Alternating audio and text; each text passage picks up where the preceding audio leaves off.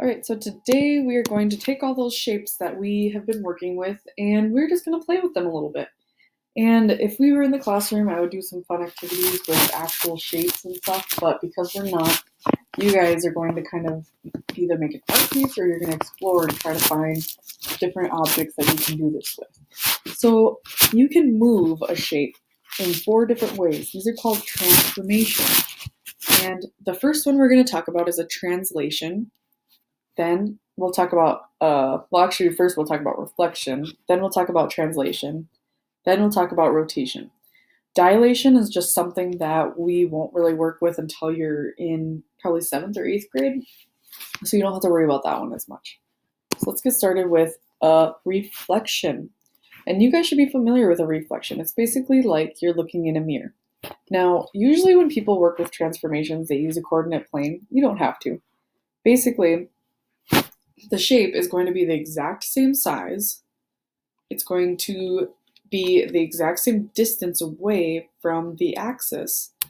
So if you notice, this one is 1 block away, and this one is also 1 block away. The only difference is it's opposite. It's like it's looking in the mirror. So you have the short end, and then it gets longer, and it's exactly 1, 2, 3, 4. It's exactly 4 squares long, and the bottom is also the same distance. So let's practice quick. You can go over either axis to do this.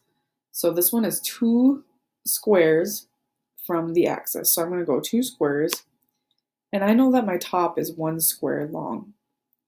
Now if I look at what's facing the mirror, I'm going to do the same thing. So 1, 2, 3. I'm going to make it 3 squares long. Then I'm going to make it 2 squares wide, just like that. And then go up 1, over 1, and 3 squares up. And it should be close to a reflection. It's very hard to draw on the computer, but let's try this way. I have 2 squares away. My base is 2 squares wide, and it goes up 1, 2, 3, goes up 3, 1, 2, 3, so it would be about here, and that would be a reflection of my shapes. Next would be a translation, and the translation is super easy. You take the shape, you don't do anything to it except move it. You slide it over somewhere. You can slide it up, you can slide it down, you can slide it left, you can slide it right, you can slide it diagonal. I don't really care.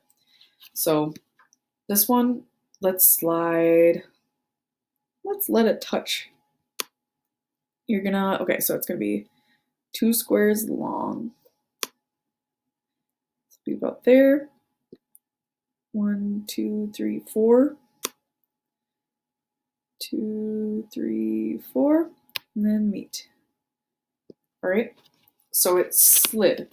And if you want to count, start from the tip. So it moved 1, 2, 3, 4 spaces. Same with this one. This one's going to be easy. Let's just slide it down. It'll look like that. Or we could slide it up. It could look like this. 3. You could slide it right next to it. Break that. Okay, that is a translation. Finally, let's talk about rotations. And rotations are really difficult to draw because you have to make sure you follow the center. Okay, so you're going to pretend in your head that this shape is right there.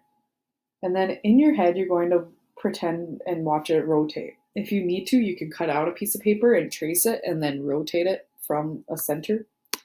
And yeah, so if my center is right here, and I imagine myself rotating it, then that center is still going to be there. And it's going to look probably like this. So this kind of would be where my line is down. Now these are really hard. If I had my center here, then it would look way different. It would probably be like, I think right here maybe. So with rotations, you're going to really have to practice with them. Maybe just take a piece of paper and rotate it. And yeah, that's basically the transformations. I encourage you guys to be creative with this. If you have 2 bananas, take a picture of the bananas reflecting, rotating, and translating. If you have four-wheelers, you could try that with your four-wheelers. Do something fun. So if you don't want to do anything like that, you can just draw them. And that's your assignment.